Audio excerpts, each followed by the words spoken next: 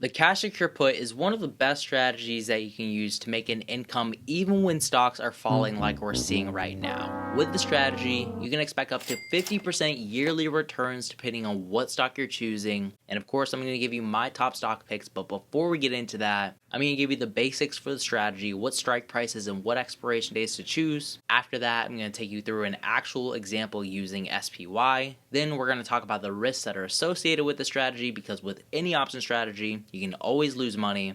And then, like I said, we're going to go over my top stock picks for this option strategy. But before we get into all that, if you enjoy this video or if you learn anything out of it, make sure to show some love, leave a like, and let's get into it. Now, chances are you've probably already bought a put option before, but whenever you open a cash secured put, you're actually going to sell this option in order to open it. And whenever you sell an option to open it, you're basically creating an entirely new options contract for somebody to buy from you. This means that you're going to get paid a credit from the buyer. So you can think of this like a casino, where you're the casino owner, while the person that's buying the put from you is a person that's putting money into the slot machines. So whenever you sell a cash secure put, you're going to get paid a credit from the buyer, and that credit is yours to keep unless you decide to close the option before the expiration. Because if you decide to close before expiration, you're going to have to pay in order to close it. And if you pay less than you got in credit to open it, then you're going to be at a profit because it's cheaper than what you first got to sell it. But if you have to pay more in order to close it, then you're going to be at a loss. But if you decide to hold the option into the expiration date, it doesn't matter if the stock goes up, it doesn't matter if the stock goes down or just trades flat, you get to keep that full amount of credit no matter what. But if the stock keeps going down past your strike price, then you have to buy 100 shares of your stock at that price, and that's where collateral comes into play. Now, in order to put on this trade, you're going to need the amount of cash to buy 100 shares of your stock at that strike price. So if you decide to open a $100 cash secure put, you're going to need $10,000 of cash set aside in order to put on this trade. But how do we choose our strike price and how do we choose our expiration? Well, expiration is pretty simple. You want to keep this under 60 days because of something known as time decay. For every day that passes, your options will lose value, and the value that they lose is going to be based on the theta for your option. And as the expiration date gets closer and closer, the theta value for that option is going to increase. So if you want to capitalize on this, then you want to set the expiration date for as short as possible, or a weekly expiration. But this increases the odds of you getting assigned on your cash secure put, since you're doing this every single week, and honestly it can get a little bit tiring. So I prefer to set my expiration dates to the third Friday of each month. So instead of a 1 week expiration date, I prefer to set my expirations anywhere between 3 to about 6 weeks out. But how do I choose my strike price? Well, I prefer to set my strike price based on probabilities. The probability or the chance that my option has at expiring in the money. And the way that we can get this is by looking at our delta value. Now, delta is only an estimate, but it gives us a good idea of the chance of our option expiring in the money and us having to buy 100 shares of our stock at our strike price. And I prefer to keep my delta values relatively low, anywhere between 20 to 30. So I have about a 20% chance or a 30% chance of my option expiring in the money and having to buy 100 shares of my stock. Ultimately, I want to try to avoid having to buy 100 shares of the stock. That way I can sell another cash secure put later on and just keep rinsing and repeating this strategy. So again, the way that I set my strike price is by looking at delta values anywhere between 20 and 30, and my expiration date is usually 3 to 6 weeks out. So that's the basics for the cash secure put. So let's get into an example. I'm going to be using SPY as our example, and like I said, I like to set my expiration dates for the third week of each month, the third Friday. So we're going to go with May 20th, that's the third Friday. I'm going to select puts and sell puts in the top. Then we're going to go down the strike prices and find an option that has anywhere between a 20 and a 30 delta.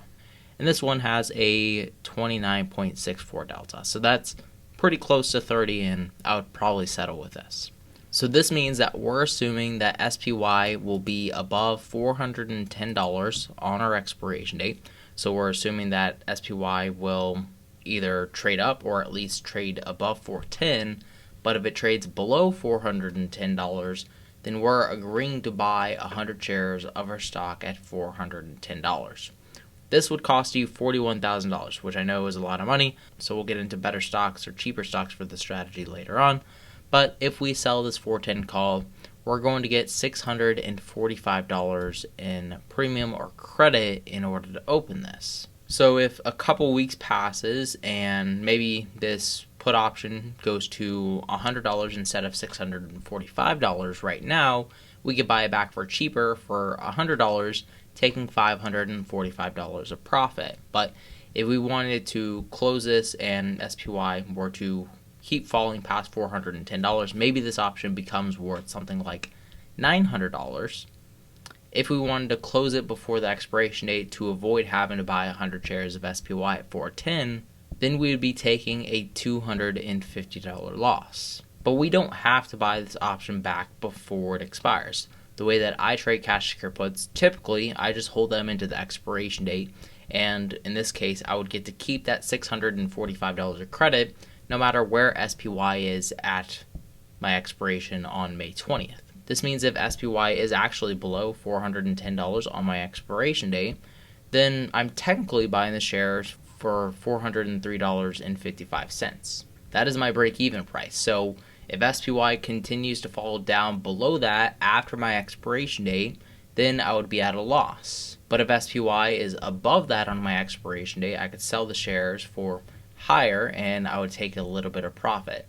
And if SPY is just above $410 on my expiration date on May 20th, then I don't have to buy 100 shares of the stock, and I can rinse and repeat this strategy, sell an option for the next month, so on June 17th, and then just continue to rinse and repeat the strategy until I do get assigned to have to buy 100 shares of the stock. So that is the gist of the CashSecured put. Now let's get into the risks. The risk with a CashSecured put is having to buy 100 shares of your stock. And if a stock continues to crash below your strike price, then you still have a little bit of wiggle room because you got a credit in order to open it.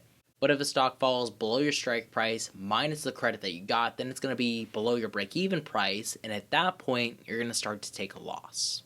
Now with SPY, eventually it should recover. But if you're using this strategy on a low-quality stock, there's a chance that that stock may never recover back to where it was. Think about all the small cap stocks that have fallen 75 to 90% over the past year.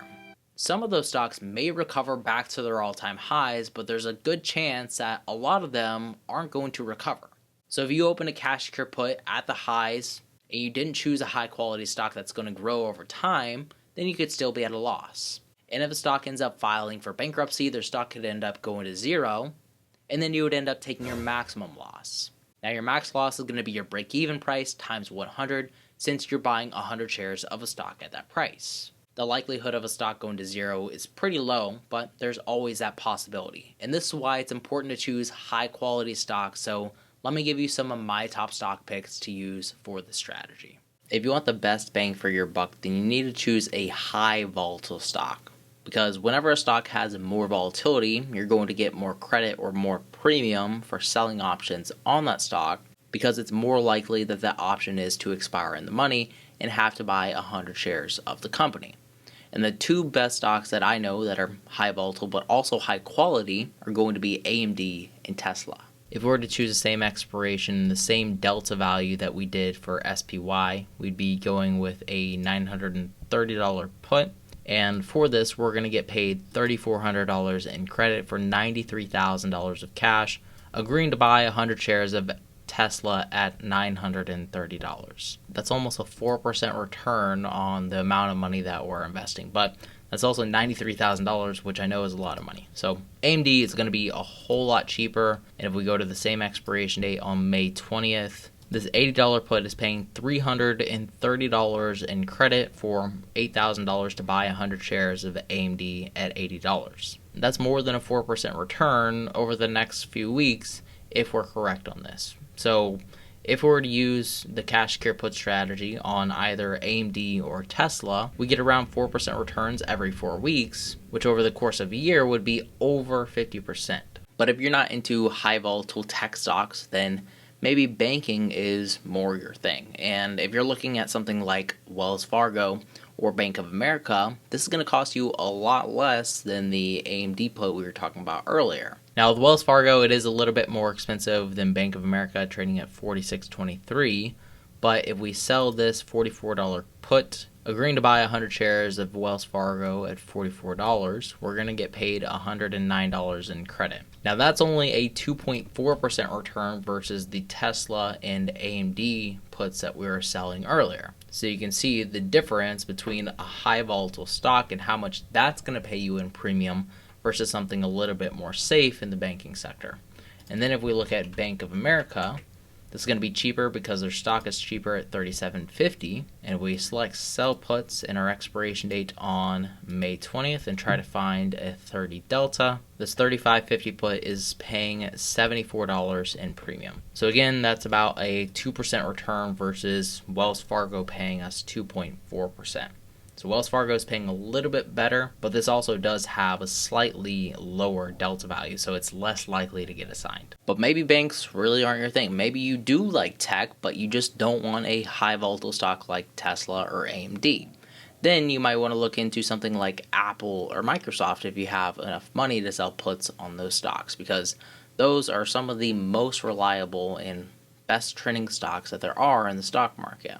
The likelihood of Microsoft or Apple crashing 5-10% in a day is extremely low. But with Tesla or AMD, it seems like it's an everyday occurrence. Now with Apple and Microsoft, these are going to be more safer stocks, less volatile, so we're going to get a lot less credit accordingly. So if I were to sell this 152.50 put with a 29 delta, I'm only going to get paid $365 in credit. That's only a 2.4% return, more similar to Wells Fargo than the 4% returns that we were getting from Tesla and AMD. And then finally, if we look at Microsoft and we try to find another 30 delta, this 260 put has a 31.5 delta. So that's going to be close enough for us, and we're going to get paid $748 in credit to open this, agreeing to buy 100 shares of Microsoft at $260. Now that's almost a 3% return, so that is a little bit better than what we're getting from Apple,